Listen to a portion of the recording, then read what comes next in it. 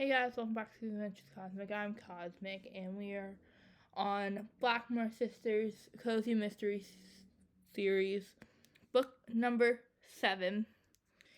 If you haven't already watched any of the other books, if you're brand new, do not start out with this book. There's a lot of spoilers, new characters that weren't in the first book. So go watch the first book if you haven't watched any of it. And make sure you watch all these in order. I promise you, if you watch these out of order, you're a mess up, okay? Because you've watched Dead Ron, watch Dead and Bird, watch Dead and Bird, watch Dead Tide. You've watched Dead Tide, watch Buried Secrets. If you watch Buried Secrets, watch Deadly Intentions. And if you watch Deadly Intentions, watch A Great Mistake. And if you watch Great Mistake, you're right here at Spellfound. So before we get started, let's show you the email, the infamous email. The easiest one. I got permission from the author. Easy as that. But YouTube won't believe me, so I'm going to show them the email. This is the email. Yes, that is my business email. As you can see, I have my logo right there. So, let's get started. Spellfound, Blackmore Sisters Paranormal Mysteries, Book 7. Written by Leanne Dobbs. Narrated by Hollis McCarthy. Chapter 1. Crystals and gemstones of all shapes and sizes glittered in a dazzling array of color from atop their black velvet cushions inside the countertop display case. The sheer assortment would have made it difficult for most people to single out one stone in particular, but Fiona Blackmore knew exactly which one she was interested in. That stone was an odd rectangular shape, smaller at the bottom than at the top, and it glowed in a rainbow of red and purple hues. Mesmerized by its beauty, Fiona pushed a long tendril of her curly red hair behind her shoulder as she bent down to get a closer look at the unusual stone. A slight breeze caressed her face. The melodic tinkling of wind chimes and a whiff of jasmine-scented incense reminded her of where she was, inside a small shop called Eye of Newt in Freeport, Maine. Outside, tourists strolled past the shop, colorful bags dangling from their arms, brown sunglasses perched on their noses, some of them wearing wide-brimmed hats to shield them from the harsh June sun. Inside, the shop was quiet. No other customers browsed among the colorful tarot cards, mystical statues, essential oils, candles, and crystals. That was just as well, since Fiona and her sister Morgan weren't there to shop like tourists. They had an important job to do. Fiona pointed at the gemstone, causing the other stones and crystals in the case to brighten as her hand passed over them. This is the stone, the one we've been looking for. No wonder you had a feeling we should come here. Though the girls owned their own shop, Sticks and Stones, in Noquit, Maine, where Morgan mixed up potent herbal remedies and Fiona designed healing crystal jewelry, they sometimes worked assignments for a paranormal security agency. They suspected their employers were actually a secret department in Homeland Security. They'd been called into service some years earlier, after the agency discovered the girls' unique paranormal gifts. Gifts that the agency convinced them were important weapons in the fight to quell the rising tide of negative and dark energy in the world. After receiving a cryptic note from the agency a few months earlier, Fiona, Morgan, and their two sisters had been on the hunt for an unusual gemstone. They'd spent countless hours scouring antique shops and mystical shops, as well as following up on leads. When Morgan's intuition, her unique paranormal gift the girls had learned to respect and value highly, had led them to Eye of Newt, Fiona suspected they might be onto something. Morgan's long jet-black hair brushed the top of the case as she bent over to get a closer look. Well, it sure is acting special. Morgan narrowed her ice-blue eyes, and moved her face closer to the case. But it's not shaped like a key. Not the kind of key you open a door with, but a keystone. You know, the wedge-shaped stone at the top of a stone archway. I guess we made an erroneous assumption about the shape when we read the note. Meow. A fluffy black cat hopped silently onto the top of the display case and sashayed down its length, flicking her luxurious tail in Morgan's, then Fiona's face. I think we need to buy this. Fiona scratched the cat behind the ears, then bent down to feline eye level. Go get your human. We have a purchase to make. The cat regarded Fiona suspiciously through slitted golden eyes. Where is the shop owner, anyway? Morgan glanced at a black curtain hanging in a doorway at the back of the shop. Meow. The cat hopped down from the case and disappeared behind the curtain. A second later, the curtain parted, and a woman came out. Fiona judged her to be in her late 20s, about the same age as Fiona and Morgan. The woman was an exotic beauty, with a flawless olive complexion and a wavy cascade of long mink-brown hair that fell to her waist. Welcome to Eye of Newt. I'm Cassiopeia. Can I help you? Her golden brown eyes seemed to glow as they skipped past Fiona and Morgan and came to rest on the crystals and gemstones in the case. Her eyes widened slightly as she noticed the crystal nearest Fiona pulsing with vibrant color. Ah, you are interested in the crystals. Just one gemstone, actually. Fiona pointed at the largest one. Its color pulsed rapidly from purple to red to brown. The Alexandrite. The woman glided behind the length of the case and came to a stop opposite them. She slid the door in the back of the case open, and with long blue-glittered fingernails, she plucked the stone out. She laid it on a black velvet pillow and pushed it across the top of the case toward them. Alexandrite is a stone of prosperity and longevity. It balances the mind and emotions and pacifies the soul. It promotes spiritual growth. The owners of this stone may be surprised at what it adds to their lives. Fiona cocked a brow at the woman. Surprised? What do you mean? Cassiopeia shrugged. Just that it will add interesting depth and dimension. It's a beauty, isn't it? It certainly is. Fiona picked up the stone and angled it this way and that, watching it glow with a kaleidoscope of purple and red hues.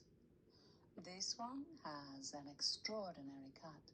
See how it reflects a rainbow of colors, depending on how you hold it to the light? Cassiopeia asked. Emerald by day and ruby by night, Fiona quoted from the cryptic note that had sent the sisters on their quest. She walked to the window, angling the Alexandrite into the sunlight. The stone glowed with a palette of blues and greens.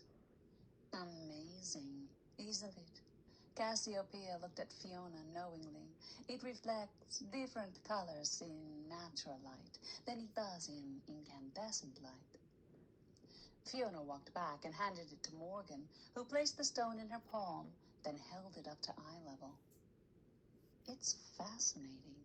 How did you come by it? Fiona asked.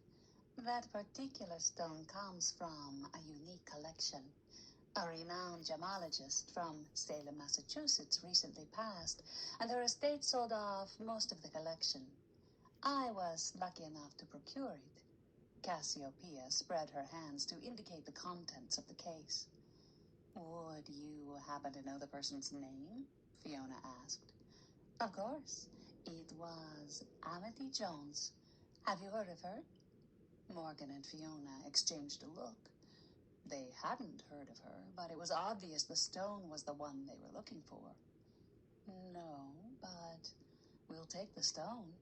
Fiona nestled the gemstone back onto the black velvet pillow. She glanced into the case at its price tag of $100. Would you let it go for 90? Cassiopeia smiled, a warm smile that crinkled the corners of her eyes slightly. I suppose I could let it go for that. I can see it's going to a good home. That it is. Fiona pulled a wad of cash out of her pocket. Cassiopeia rang up the purchase, then put the stone into a velvet-covered jewelry box, which she slid into a metallic fabric drawstring bag. She handed the bag to Fiona.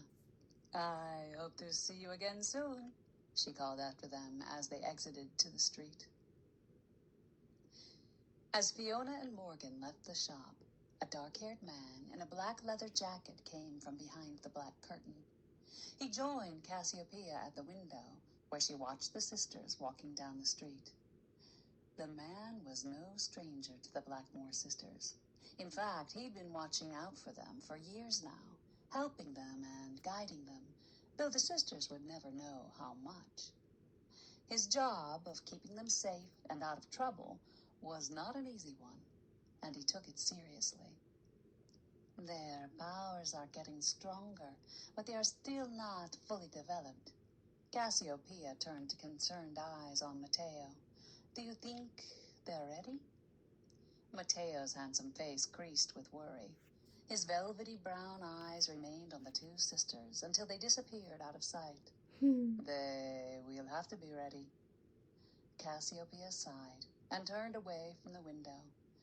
I don't know why we have to use all this subterfuge. You could have just given them the stone.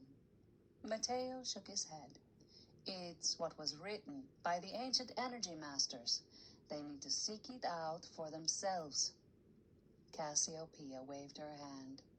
I suppose sometimes those ancient energy masters and their mystifying rules can be so tedious. I'm just glad to get rid of the darn thing. I didn't like the idea of having it here in the shop, where any old paranormal could come in and take notice of it. Cassiopeia had purchased the crystals from Amity Jones for more than just shop inventory. They needed a safe place for the keystone, one where Fiona would be likely to find it, but also where they could keep it away from their enemies.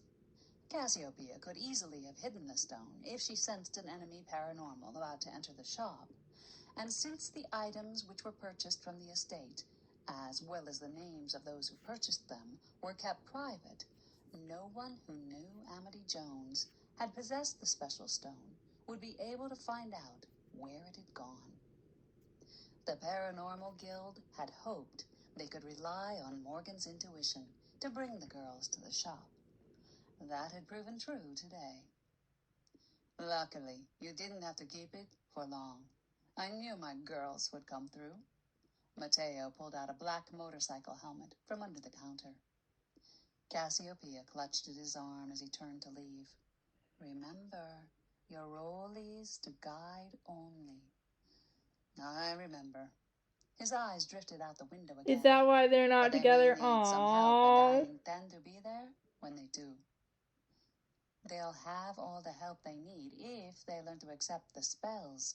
The spells will make them more powerful. Right, but they're stubborn. It's taken a long time for them to accept the powers they have. Matteo grimaced. I don't know if they'll readily accept using spells. They'll have to if they want to get the relic back. Maybe. Maybe they can get it back with just the powers they have. Cassiopeia cast a doubtful glance back out the window, even though Morgan and Fiona were now well out of sight. I'm not sure about those two. What about the younger one, Jolene? I hear she's much stronger. She is the most powerful, and the one that is coming along the fastest with her gifts. Cassiopeia turned a quizzical eye on Matteo. Do I detect a hint of something more than professional interest? That can never happen. The bloodlines can't mingle, at least not without some powerful and dangerous magic. Matteo arched a brow and flashed the handsome smile that even after all these years still caught Cassiopeia off guard. He kissed the top of her head put the helmet on, and started toward the door. Aww. Never say never, sweetheart. Damn it. Never say never. The sun slanted through the windshield of Fiona's large black pickup truck, heating the inside to sweltering. Morgan and Fiona... Damn it, my fanfiction can't come true. Damn. No.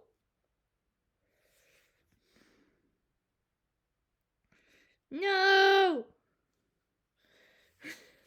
Y'all, I'm not telling you what my fanfiction is, but I didn't know if they already had somebody.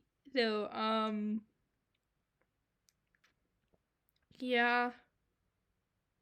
More than professional. Wait, are they together? Oh my god, they are together. Who knows? We don't know until the books say it outright. Slid in and Fiona blasted the air conditioning, then cracked the windows to let the hot air out. Fiona fanned herself with her hand as she watched the tourists walk under the colorful striped canopies that shaded the old storefronts along the brick-paved sidewalk. The smell of fried seafood made her stomach grumble. A little boy trotted by with an ice cream cone clutched in his right hand, while his left hand was firmly clasped in that of his mother.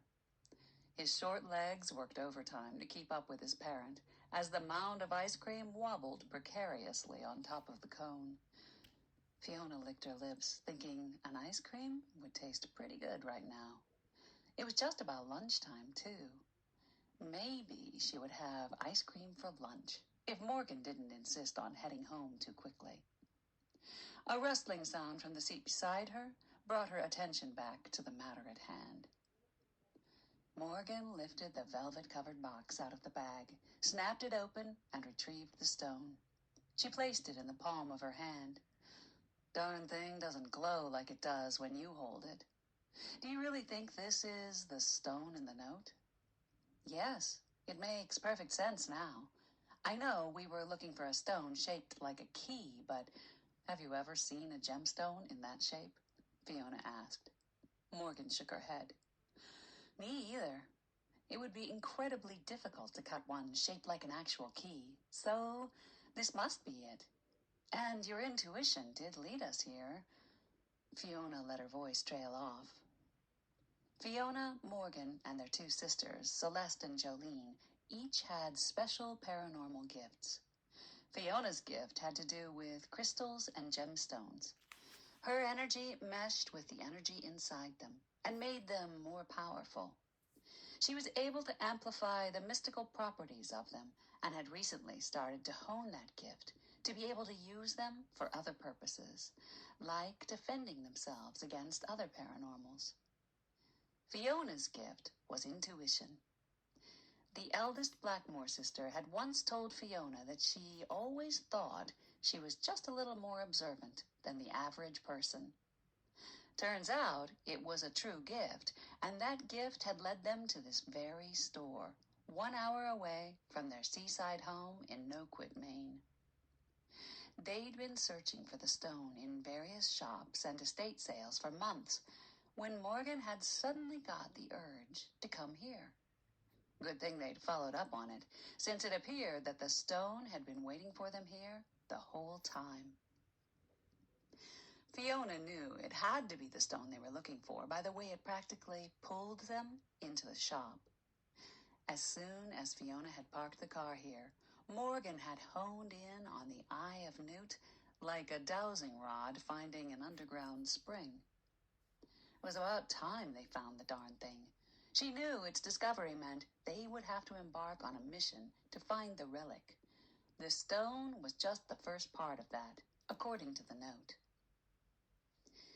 This past winter, they'd spent a week in a remote part of Costa Rica on a false lead that Dorian Hall, the head of the paranormal agency, had given them over Thanksgiving. When that didn't pan out, the trail went cold. Then this note surfaced. Fiona was glad the trail was closer to home. They were paid handsomely for these adventures, but the girls didn't do it for the money. They did it to make sure the ancient relics stayed away from those who would use them for evil, like Dr. Bly, who had held their mother hostage for 7 years, draining her of her paranormal abilities and nearly killing her in the process. Fiona and her sisters would work for free if it meant keeping these important relics from him. But there was no sense telling Dorian that. If she wanted to pay them for it, that just sweetened the pot.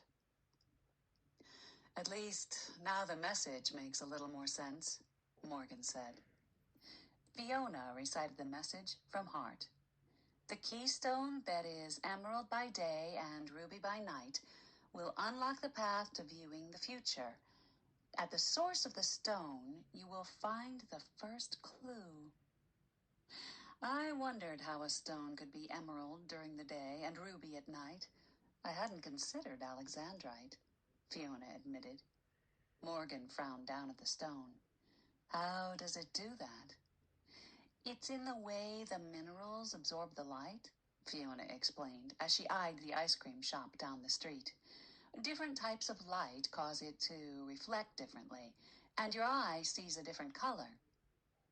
So, what do you think "at the source of the stone you will find the first clue" means? That's why I asked where she got the stone. I assumed that's the source. Or the store we just bought it from could be the source. Or where the stone was originally mined from could be the source. Fiona studied Morgan. But what does your gut instinct tell you? It tells me it has something to do with this Amity Jones person. I felt it as soon as she said the name. But I also feel like we could be walking into a heap load of trouble. Fiona's attention was on a pair of middle-aged women coming out of the ice cream shop, holding double-dip cones.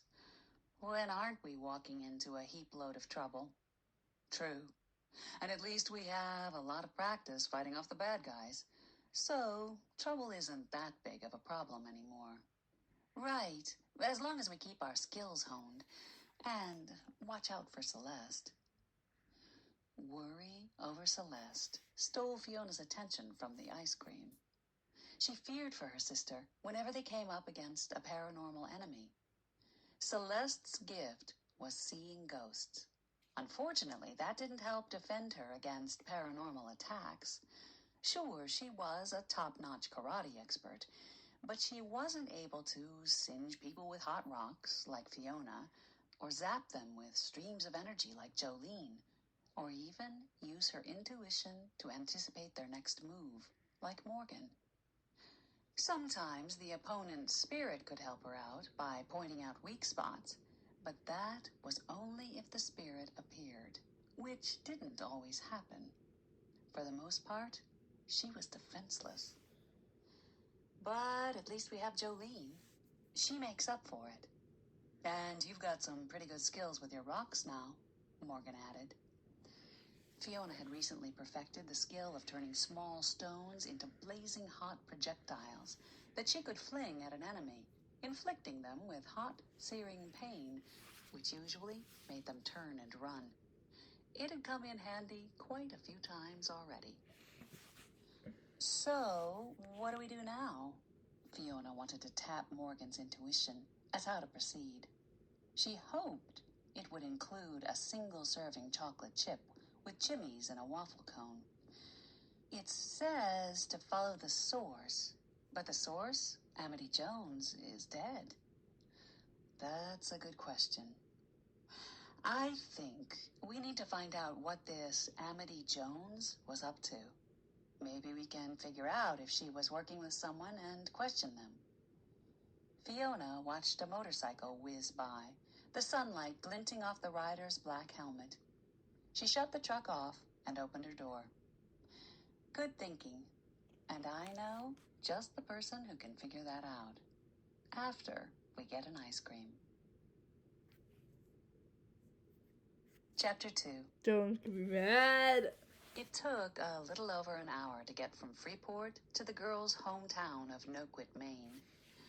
Fiona always loved the feeling of pulling up to their giant seaside mansion, a palatial home that had been built 300 years ago by one of their ancestors. The house, which stood 3 stories high, sat on a picturesque point of land that bordered the Atlantic Ocean on one side and a channel leading to the quaint Perkins Cove on the other. The sweet smell of baking drew them from the oak foyer down the hall and into the black and white tiled kitchen. It warmed her heart to see her mother, Joanna Blakemore, removing a tray of golden brown Blakemore? I cookies thought it was from the oven. Blackmore. A little over a year ago, Joanna had been so ill that she'd been reduced to a shadow of her former self, unable to get around without the aid of a wheelchair. Seeing her standing in the kitchen making cookies assured Fiona that her mother was, indeed, recovering nicely. Meow. Belladonna, the family cat, trotted out to greet them. Oh, Her luxurious Belladonna. white fur looked freshly groomed. She sniffed the hem of Morgan's jeans, then the heel of Fiona's sandal, before peering up at them disdainfully with her ice blue eyes. She flicked her tail and trotted off into the sitting room. "What's with her?" Morgan asked. Joanna shrugged. "Probably mad you didn't bring her something." "Did you bring me something?" Their youngest sister, Jolene, poked her head in from the sitting room. Her wavy brunette hair was tied back in a ponytail. Her ice blue eyes, a Blackmore family trait, and therefore exact replicas of Morgan, Fiona, and Celeste's, sparked with excitement. They'd called ahead to tell her about finding the Keystone and to arrange a family meeting. Jolene was a whiz with the computer, and it fell on her to do any computer research associated with the girls' extracurricular paranormal exploits. If there was a lead to be followed up concerning Amity Jones, Jolene would find it. "No, we didn't bring you anything. We went straight to the shop, picked up the crystal, and headed home," Fiona said. Jolene leaned against the door jamb, her arms folded across her chest. "Really? Then what's that on your shirt?" Jolene squinted at an area near Fiona's stomach. Fiona looked down to see a brown stain marring her lavender cotton t-shirt. "Jimmy's, I guess." Jolene looked incredulous. "You had ice cream and didn't bring me any?" "It would have melted." "Uh-huh. I'm gonna remember that." Jolene pushed off from the door jamb and returned to the sitting room. "Come on in here. I've looked up Amity Jones. It seems she was quite a big collector of crystals and rocks." "Did you find anything to indicate that she might be someone who would have an ancient energy-infused relic?" Morgan asked. "There are some rumors that she had mystical powers and she did live in Salem, Mass." Joanna appeared in the doorway, balancing her cane in one hand and a plate of cookies in the other. "Salem has long been thought to be a center of paranormal activity." "That's right. People mistook paranormal activity for witchcraft." Morgan shot her mother a warning look. Joanna knew she wasn't supposed to be tottering around without the full use of her cane. Fiona took the tray of cookies and helped Joanna to the white linen slip-covered couch, despite her mother's efforts to shoo her away. "We all know there's no such thing as witches," Celeste called out from the hallway, shortly before appearing in the doorway. Her short-cropped blonde hair spiked up, as if she'd been running her hands through it, or standing on her head, which Fiona figured was more likely, considering her sister's love of yoga. "We do?" Joanna asked. "How do we know that?" Morgan laughed. "Well, our gifts are out of the ordinary, but we don't use spells or charms or even ride on broomsticks." "We don't," Joanna said, "but maybe other people do.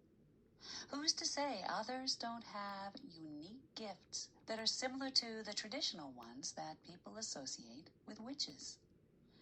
Fiona frowned. "Have you ever seen anyone actually cast a spell or ride a broomstick?" "Or turn someone into a bat?" Jolene added. No. But you've seen plenty of people with paranormal powers, Fiona said. People that can see ghosts, like Celeste. People that can bend energy, like Jolene, or enhance crystals, like I can.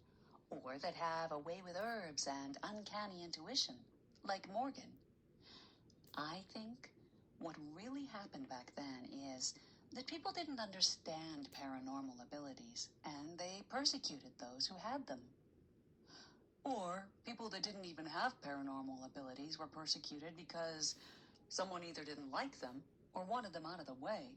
But that's not really our concern right now. Right now, we need to figure out what exactly this keystone is trying to tell us, and where we should go to find out, Jolene said. Speaking of which, let's see this thing. Fiona removed the stone from its box and held it out for them all to look at. Under the interior lighting, it glowed red and purple. She crossed to the window with its panoramic view of the ocean and held the stone up, watching it change to green and blue. That's beautiful, Jolene said. Did Luke say any more about exactly what it is we're looking for? Celeste asked Morgan. Luke was Morgan's boyfriend and worked for Dorian Hall. Morgan shook her head. What about Dorian Hall? Jolene leaned over to look toward the kitchen. Dorian had been known to suddenly appear mysteriously at their front door. No one would be surprised if she walked in right now with further instructions. Actually, it would be nice if she did. They could use another lead. She didn't say anything more, just what was in the note and that she heard Dr. Bly was after the relic, and it was extremely important that we find it. Morgan got up from the overstuffed chair, dumping Belladonna on the floor, making the cat let out a wail of disapproval before trotting over to Joanna and jumping into her lap. Dorian thinks everything she wants is extremely important, Fiona said. It usually is, Celeste pointed out. Especially when it has to do with Bly, Joanna chimed in. Yeesh, Belladonna added. Morgan reached around Jolene and opened the desk drawer. She pulled out the cryptic note and placed it on the surface of the desk. They all leaned forward to look at the paper.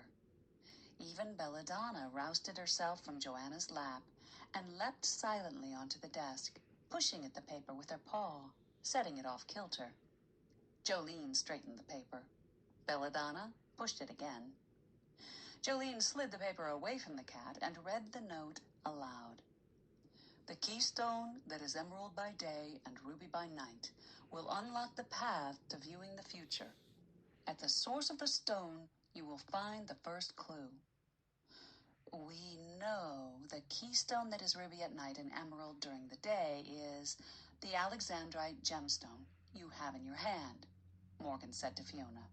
Right. So, what do you think it means by will unlock the path to viewing the future? Fiona asked. Morgan shrugged. Must be the path to finding the relic, I guess. At the source of the stone, you'll find the first clue. Jolene pressed her lips together. That is the part that's confusing. How do we know where the source of the stone is? I think our best bet for that is the collector, Morgan said. Amity Jones. But she's dead, Jolene said. What about this shop in Freeport where you got the stone? Morgan shook her head. My gut instinct is that we need to follow the trail from Amity Jones. I did get kind of a strange vibe from the shop owner, Cassiopeia, but I don't think that is where we need to look. Jolene sat at the desk and opened the laptop. I've taken the liberty of researching into this Amity Jones. She died a few months ago. Her next of kin is a niece who has been handling the estate, a Nancy Bauman. Maybe she knows something? Celeste suggested. Or maybe there are other items in the estate that might be clues. I say We go out there and see what we can find out, Fiona said. Meow. Belladonna nodded her head. Morgan checked her watch. That sounds like a good idea. If we leave now, we can be settled at a hotel just before dinner. Maybe we can make an appointment to go out to the house. Between Jolene's insight into auras and energy and my intuition, we might pick up on something. Maybe we'll luck out and Amity's ghost will show up and tell us exactly what we need to know, Celeste said. Sounds good. Fiona turned to Joanna. You'll be okay here at home alone? Joanna made a face. Of course. I stayed here alone plenty of times before you girls were born. I'm not an old lady who needs constant care, you know. Wow. Belladonna looked up at them expectantly. I don't think she will be okay staying at home, though, Joanna added, nodding toward the cat. Good point, Morgan said. We'd better find a hotel that takes cats. You know how Belladonna can be when we leave her behind. Fiona scowled at the cat. I sure do. The last time we left her behind, I came home to find my charm bracelet on the floor and my favorite goldfish charm missing. She loves to play with shiny things. She probably batted the charms around. Did you check in the cracks of the old floorboards and under your bureau? Celeste asked. Fiona looked at the cat, but looked back innocently. I looked everywhere and couldn't find it. Well, it must be somewhere, Morgan said. It didn't just disappear. No, I'm pretty sure it didn't. Fiona narrowed her eyes at Belladonna. I'm pretty sure she ate it. Belladonna narrowed her eyes at Fiona, then let out a not-so-innocent belch. She hopped off the desk and trotted out of the room. Chapter 3. Salem, Massachusetts, a beautiful seaside town filled with old colonial homes and steeped in history, was the site of the infamous witch trials of 1692. But the town had been around a lot longer than that. Located on the north shore of Massachusetts, its position at the mouth of a natural bay made it one of the most important seaports in early America. The girls had scoured the internet and found a comfortable hotel in a historic brick home with a view of the Salem waterfront, which was at the end of the street. They booked a suite at Craig's Hotel, one with a common area, kitchenette, and adjoining rooms, as was the custom when they were out on a job. Jolene was glad when Morgan finally stopped their SUV in front of the hotel, so she would no longer have to listen to the constant whining coming from the cat carrier.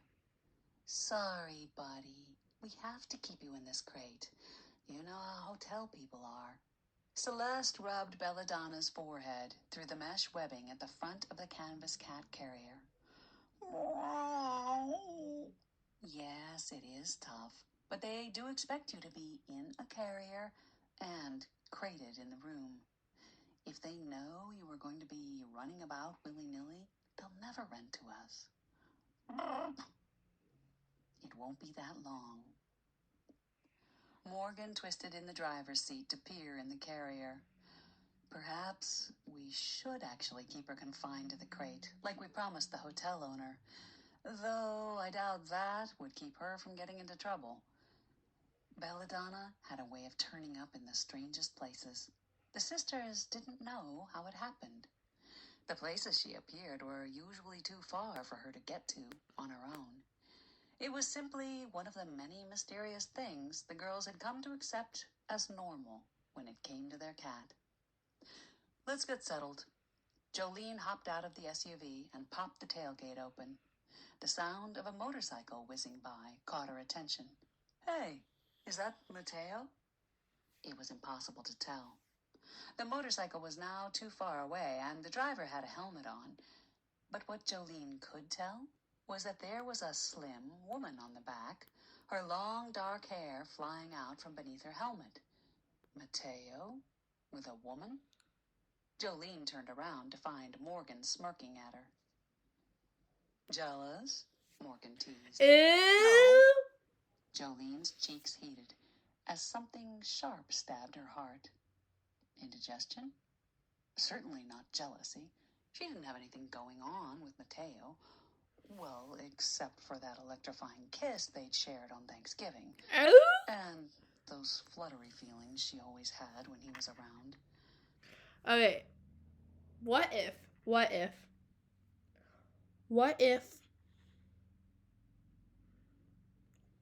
like, you know what I found weird is Mateo called Cassiopeia sweetheart, which is what I call my boyfriend. And,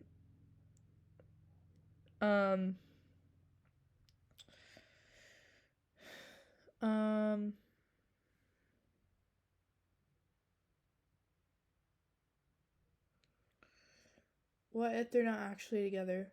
We don't know. But if they are, what if Mateo and Cassiopeia break up? Because, wait a minute. They're not together. Because he leaned into that kiss. He didn't oh, whoops, sorry, I accidentally kissed you. My bad. Don't tell this to anybody. None of that. He full on meant it. My story is the way. Could. We don't know. Mateo was a nomad who came and went like the wind.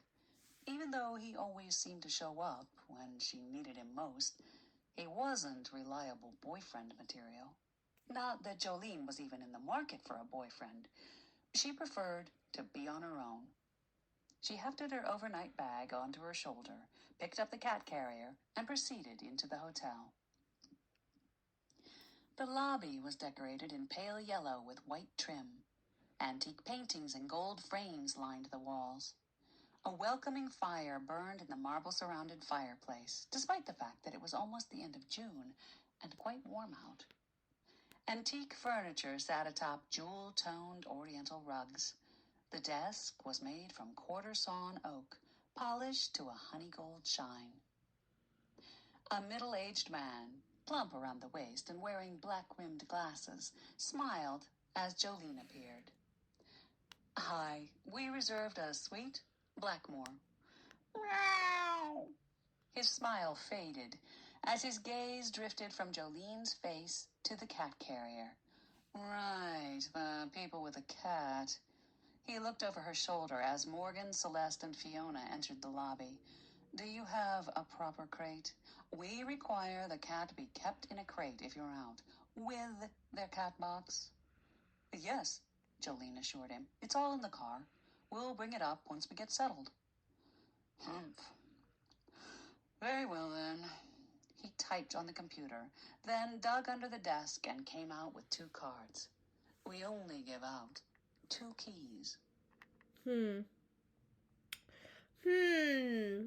Interesting, y'all.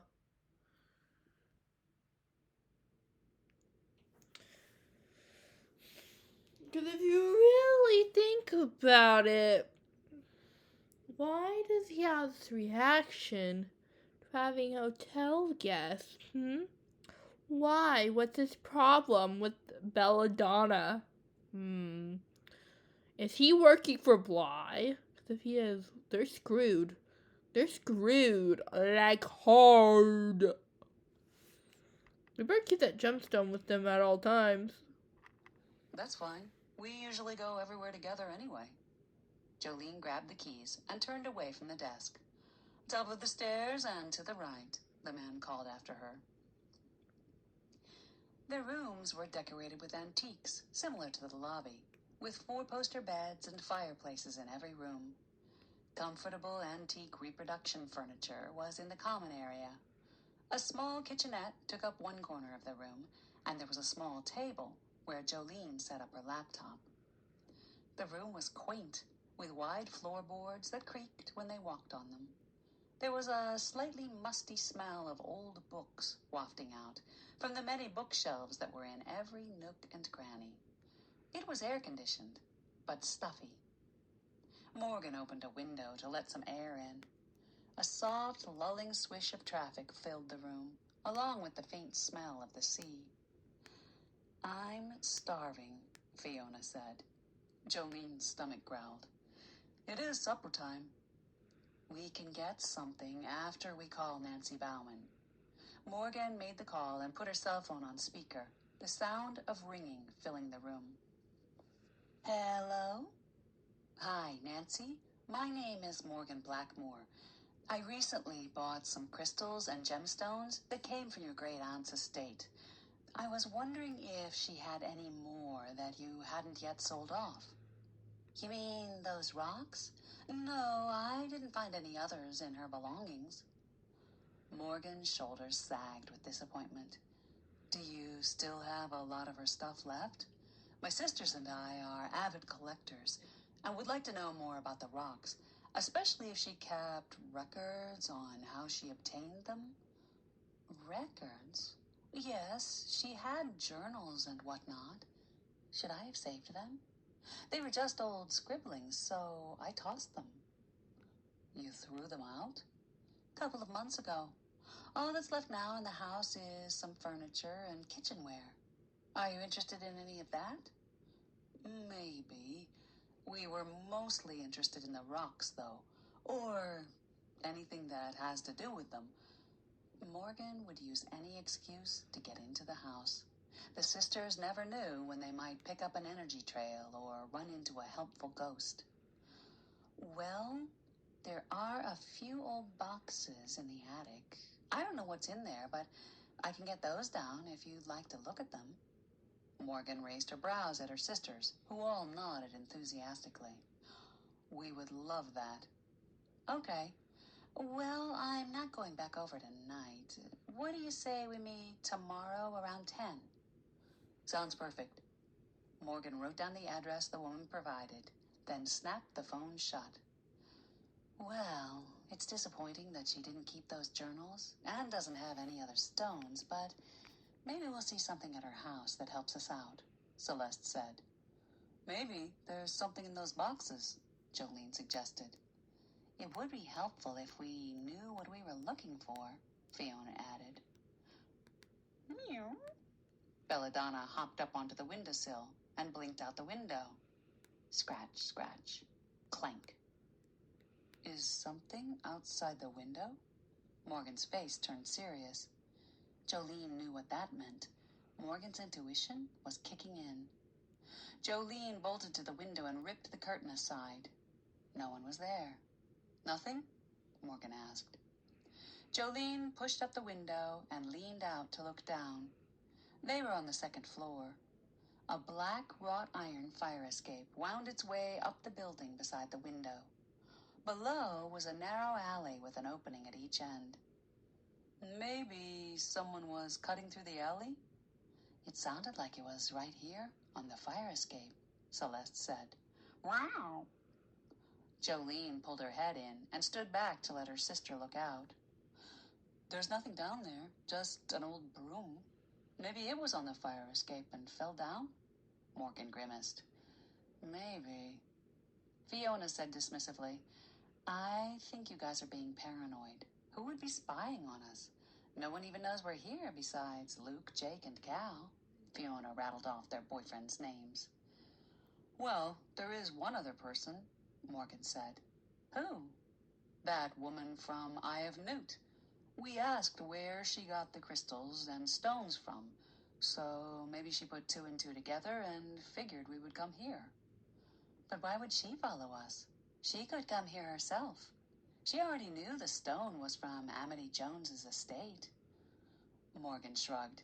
"I have no idea why she would follow us. But if it's not her, then who else knows we're here? And why would they be lurking outside our window?" Chapter 4. They ate breakfast in their kitchenette.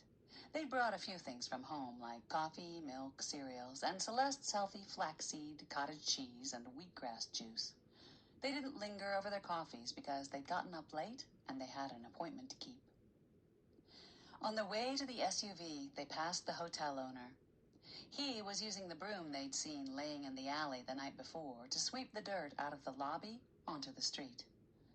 "You girls have a nice day. I hope you've got that cat of yours crated up there?" "Yes, of course. We don't leave her out." Morgan crossed her fingers behind her back. They always instructed the hotel staff they didn't want housekeeping and left Belladonna out to do as she pleased. If they didn't, she'd just escape anyway, and besides, they knew she would never do any damage. The man glanced up towards their room. "I thought I saw her in the window." "No, must have been just a shadow." He nodded, watching them under hooded eyes as they walked to their SUV. Jolene got the GPS map working on her smartphone, so she directed Morgan west through town toward Amity Jones's house. As they meandered through the streets, Jolene pointed out various museums, houses, and restaurants, all seemingly set up to cater to the witch-seeking tourist trade. "Boy, this place really is into the witchcraft." "Tourist trap. Every business is trying to capitalize on the history of the town." Fiona's head turned as they drove by something that caught her eye. "Though, I wouldn't mind trying out the Toil and Trouble ice cream parlor." "You do owe me an ice cream," Jolene reminded her sister. Morgan followed the GPS map and turned onto a side street that headed away from the center of town. 15 minutes later, they found themselves on an isolated road, flanked by thick forest on either side. Giant oak trees lined the road, their leaves creating a canopy overhead, which shaded the car from the heat of the day. The late Amity Jones's house was actually a small cottage. Faded dark brown shades decorated the exterior. The paint peeled and bubbled on the white trim. A shutter hung cockeyed from a front window. The lawn was overgrown. It might have given Celeste the creeps if it wasn't for the sunlight filtering through the trees in happy dancing dots and the birds chirping cheerily. An old Volvo sat parked in the driveway. When they pulled up behind it, she said, "Looks like she's here." The sisters picked their way through the weeds, up the path and onto the porch. The front door was open. A screen door, the mesh torn and drooping down in one corner, was the only thing barring entry. Morgan tapped her fist on the screen door's frame. "Nancy? It's me, Morgan Blackmore. We talked on the phone. I brought my 3 sisters." Silence. Morgan knocked louder. "Nancy?" "Should we just go in?" Jolene nodded. She's probably in the open attic. door. "Maybe she's in the attic and left the door open so we could just come in." The hinges squeaked as Morgan I'm scared it's slowly Bly. opened the screen door. They saw that the inside of the cottage wasn't in much better shape than the outside. Wallpaper peeled down from the water-stained ceiling in a few spots. Squares of worn wooden flooring peeked out from a layer of dust, indicating where furniture once stood. "Nancy, we're here," Morgan yelled, so as to alert Nancy that someone else was in the house. Celeste knew Morgan didn't like just walking into someone's home, and neither did she. She looked around in the corners, hoping Amity's ghost would appear, but was left disappointed when she didn't see even a hint of swirling mist. She pushed down feelings of inadequacy. Though she knew that the information she got from ghosts had been instrumental in helping them in other cases, she still felt like she didn't pull her weight, especially when it came to altercations with opposing paranormals. Her karate expertise allowed her to kick butt with regular people, but no matter how powerful or well-placed, a karate kick was no match for a paranormal evildoer with an energy gun. She hated having to depend on her sisters to fight off the bad guys. The least she could do was make up for it by playing a bigger role in gathering information. But she couldn't do that if ghosts refused to show up. Unlike Morgan, Jolene had no qualms about wandering around and opening the drawers of the few pieces of furniture that were left. She turned to Celeste. "What do you think? Will we see Amity's ghost?" Celeste's spirits sunk even lower. I've dialed up my senses, but I don't think there are any ghosts here. The girls normally shut down the senses that allowed them to make full use of their gifts. It was too much of a drain to be always on when it came to energy sensitivity. They only dialed up their powers on certain occasions. There are a lot of energy streams here, Jolene said. Maybe one of them will tell me something. Nancy! Morgan's voice was tinged with worry. Nancy isn't answering, but her car is here. I don't have a good feeling about this. Jolene Was she stopped kidnapped? her snooping in the doorway to the next room.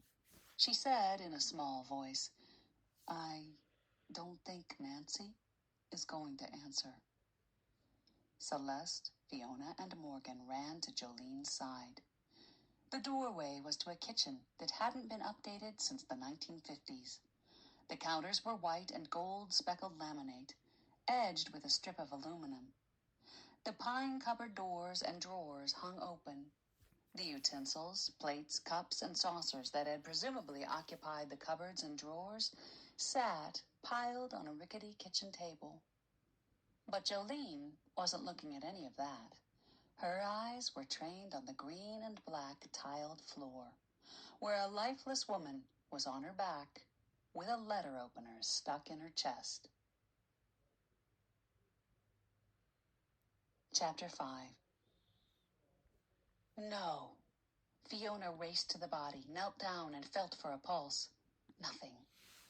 Fiona's hand went instinctively to the carnelian stones she kept in her pocket.